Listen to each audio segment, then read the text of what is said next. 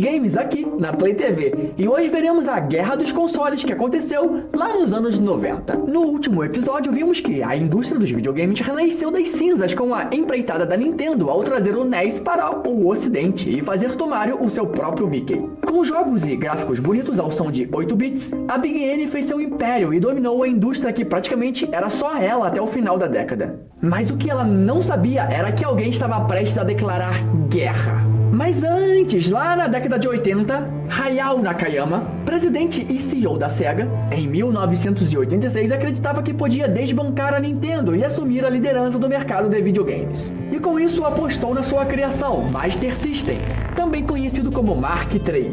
E não é a armadura do Homem de Ferro, é só o nome japonês mesmo. Basicamente se inspirando na estrutura e hardware do seu principal concorrente, o Nintendinho. Essa não foi a primeira empreitada da SEGA, que, assim como a Nintendo, já possuía experiência em outras indústrias. Mas no mercado de games também tinha algumas pérolas, como o Pongtron, lançado em 72, que, como o nome já diz, foi um clone de Pong. Também tinha o Head-On, um joguinho de carro que se assemelhava muito ao Pac-Man. Mas também o incrível Monaco GP, arcade que, se você não conhece, pelo menos já jogou algum de seus clones naqueles minigames de 1001 jogos. E ainda na década de 80 lançou o SG-1000, um console feito também para surfar na onda da Atari. Meu bruxo, lembra no episódio anterior que eu falei que muitas empresas estavam tentando a todo custo copiar a Atari? Mas quem se destacou foi justamente a Nintendo, que optou por fazer algo diferente e melhor. A tática da SEGA e Nakayama era usar o feitiço contra o próprio feiticeiro, usando um mascote contra o Mario da Nintendo. A primeira tentativa foi Alex Kidd como um jogo de plataforma que tentaria ser a primeira identidade da SEGA. O jogo era divertido, mas também muito difícil e, querendo ou não tinha o mesmo carisma que o bigodudo da empresa rival. Nesse caso, não preciso nem dizer que ele nem fez cosquinha na empresa rival, né? Mas Nakayama não desistiu e seu principal objetivo era bater de frente no mercado ocidental. Para isso, foi atrás de um empresário e grande profissional de marketing, Tom Kalinske. Se a Nintendo tinha transformado os videogames em brinquedo, nada melhor do que chamar alguém que entendia de brinquedos. Kalinske, ex-funcionário da Mattel, que tinha acabado de revitalizar a Barbie e trabalhar em marcas como Hot Wheels. Então ele entendia muito bem em como vender um produto. A abordagem de Nakayama para convencer foi mostrar seu mais novo projeto, um console de 16 bits, o dobro da potência do NES e do Master System. O CEO acreditava que lançar um console com mais tecnologia, suporte para melhorias sonoras, cores e imagens, faria dele uma opção melhor no mercado. Kalinske, que foi tietado nas suas férias no Havaí, ficou surpreso e aceitou a proposta, acreditando que pelo menos podia usufruir de uma parcela do mercado dominado pela Nintendo. Mas vamos combinar, galera, um console só vende se tiver bons jogos. Então se a SEGA queria desbancar a Nintendo, teria que fazer algo melhor. Essa é uma parte interessante da história, porque no episódio anterior vimos que o mercado americano implodiu com a baixa qualidade dos projetos. E a Nintendo não queria passar pelo mesmo. O controle rigoroso fez do NES uma plataforma burocrática de se lançar games. Então não era qualquer um que conseguia ter seu projeto publicado. Por isso a Nintendo tem aquele famoso selo de autenticidade que está na caixa dos jogos. E com esse pensamento, Tom Kalinske procurou desenvolvedores indies para lançar seus jogos para a SEGA. O primeiro alvo foi a EA Games, que assim como a Activision no passado, estava desenvolvendo jogos à parte, mas dessa vez para o Mega Drive, burlando as taxas da SEGA. Kalinske, para apaziguar a situação, fez um contrato de produção que, além de trazer os jogos da EA para a SEGA, abriu fronteiras para que outras empresas lançassem seus jogos com muito mais facilidade, em vez da burocrática Nintendo. A Nintendo estava tão presa no seu controle de qualidade que a flexibilidade da SEGA fez eles tomarem a frente na produção de exclusivos. Mas ainda assim, a SEGA precisava de notoriedade. Só vende quem aparece mais. Então Kalinske montou um plano de guerra que consistia em, basicamente, console mais barato que o concorrente, conquistar um público mais adulto e adolescente, trazer mais jogos de esportes e, por último, fazer piada com a Nintendo e derrotar o Mario. Mas você conhece o Mario? O Mario não é aquele que estava atrás do armário, e sim o mascote da Nintendo, como vimos no episódio anterior. Mas bem, voltando ao assunto lá da SEGA, abaixar o preço foi relativamente fácil, mas jogos esportivos também eram uma peça muito importante da estratégia. Isso porque queriam conquistar conquistar um público mais adolescente ou até mesmo adulto. Era de esportes que esse público mais gostava. Foi aí que a EA ascendeu. No começo dos anos 80 existiam jogos de esportes, mas nada que chegasse aos pés de um simulador e que sua gameplay representasse um jogo de verdade. Esse aí é Trip Hawkins, fundador da EA, que era apaixonado por futebol americano e seu maior objetivo era criar um jogo de futebol mais realista possível. Algo nunca antes feito até a década de 80, então durante muito tempo escreveu e elaborou um dossiê de perguntas e ideias. Ele achava que se pudesse debater sobre futebol com alguém que entendia muito do assunto, ele poderia criar a melhor gameplay possível. Aqui no Brasil não temos muito costume de jogar futebol americano, mas lá nos Estados Unidos existia um cara muito famoso e que entendia bem do assunto. John Madden foi um treinador e comentarista de futebol americano da NFL. Ele venceu um Super Bowl como treinador e após se aposentar se tornou um popular comentarista esportivo nas transmissões dos torneios. Então sim, tinha um cara que entendia do assunto. Era ele que Trip deveria procurar. E foi exatamente isso que aconteceu. Em uma viagem de trem, Trip se encontrou com seu ídolo. No trajeto de Denver a Oakland, os dois conversaram por 2 dias seguidos dentro dos vagões e falaram de tudo o que fosse possível sobre futebol. O que eles não sabiam era que um projeto estipulado de 1 ano se tornaria um projeto de 4 anos. Pois é, meu amigo, fazer jogos é uma arte e para algo ficar bom demanda tempo. Joe Ibarra foi o responsável por criar toda a inteligência artificial dos jogadores e física dos chutes. Fazer um jogo com infinitas jogadas, diferentes táticas e estatísticas de jogadores diferentes deu um imenso trabalho.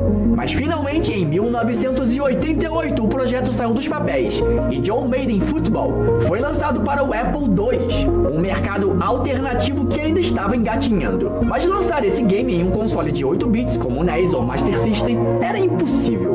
E Trip estava no aguardo de quando um console mais potente iria aparecer para seu jogo brilhar. Eu não disse que Tom Kalinske estava procurando jogos de futebol para o console da Sega? Pois é, isso foi uma coincidência incrível e o resultado você já espera, né?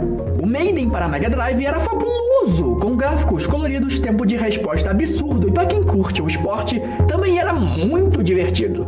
Além, é claro, só do jogo ter a cara do John Madden só reforçava a qualidade. Com certeza, Trip, o criador da EA, acertou uma pessoa certa para sua parceria.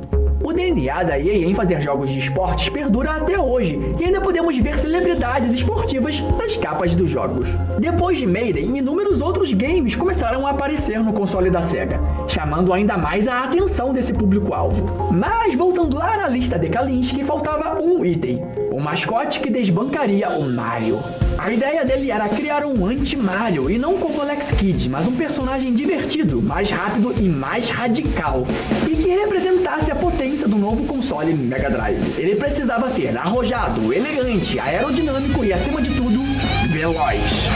Naoto Oshima, o designer que deu vida aos esboços originais de Sonic e Eggman. O personagem até chegar na versão final passou por muitas formas.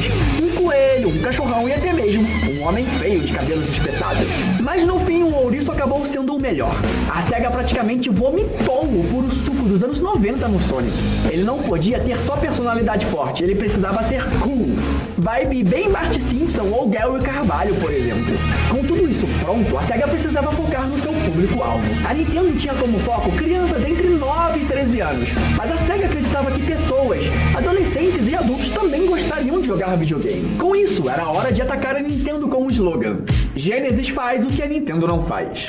E também existia o grito de guerra famoso da SEGA nos fins dos comerciais: Pretend it's a game. Essa série de propagandas fizeram a marca ficar cada vez mais conhecida. O ambiente de trabalho das duas empresas também diferenciavam muito. A Nintendo americana bem conservadora com seus escritórios, e a Sega, bem, estavam revivendo os gloriosos dias de Atari. Mas se tratando de vendas, a sua proposta para público mais adulto chegou no seu ápice com o brutal Mortal Kombat. Enquanto a Nintendo vendia um jogo com líquidos brancos e esverdeados para disfarçar o sangue e a violência, a SEGA fazia totalmente o oposto para justamente chamar a atenção de quem realmente queria algo mais maduro. I said chocolate chip. Say it. Say it. É óbvio que todas essas táticas começaram a surtir efeito e a SEGA começou a ser tratada como um console cool e não um brinquedinho para crianças. O problema foi que, por ser o primeiro jogo violento com sangue, chamou a atenção do governo e de grupos de consumidores para uma regulamentação do que as crianças poderiam ter acesso ou não. O debate foi a júri e depois de uma longa conversa decidiram criar o sistema de classificação indicativa dos jogos, que forneceria informações aos consumidores sobre o conteúdo deles.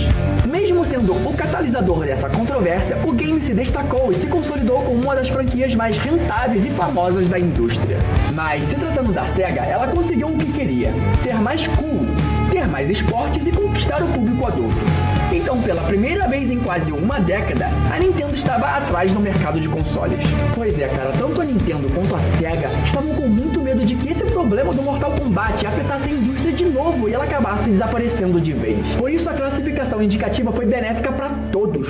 O fim da geração foi bem quente, mas com o lançamento do Super Nintendo e seus icônicos jogos, deixaram a indústria bem dividida. Mas por outro lado, abriu portas para diferentes públicos, do infantil ao adulto. Em paralelo a isso, a tecnologia de CDs ROM estava em crescimento, e talvez usar cartuchos nos consoles sucessores fosse um atraso. A Sony, que não é boba nem nada, possuía uma das melhores patentes de CDs e já estava de olho nesse mercado, que até então era muito novo. A ideia original era fazer uma parceria com a Nintendo para lançar um console periférico que pudesse ler CDs e jogos com mais memória. Algo próximo do que a SEGA fez com o Sega CD, por exemplo. A ideia parecia incrível, mas a Nintendo não queria abrir mão do seu controle de cartuchos, uma vez que cada jogo vendido por CD teria que pagar uma taxa à Sony, e com isso ela perderia a porcentagem de vendas. O problema, meu amigo, é que eles fizeram um acordo verbal com os acionistas da Sony, mas no fim deixaram os caras na mão. No fim, ambos os consoles Nintendo e Mega Drive somados chegaram à marca próxima de 80 milhões de videogames vendidos, mostrando para a indústria, para o comércio e para a televisão que os games voltaram para ficar.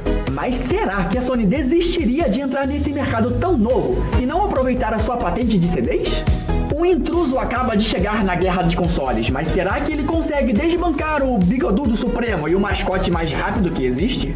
É, meu bruxo, essa é a história dos games aqui na Play TV. Histórias como essa são cativantes e fazem a indústria ser como ela é hoje. Desde os clones do Atari até a inovação da Nintendo em criar um console totalmente novo como o Famicom. E a partir daí a SEGA procurar destronar o próprio NES com suas criações e mascotes, fazendo o mercado se aquecer, criando memórias incríveis de uma época que a indústria renasceu das cinzas.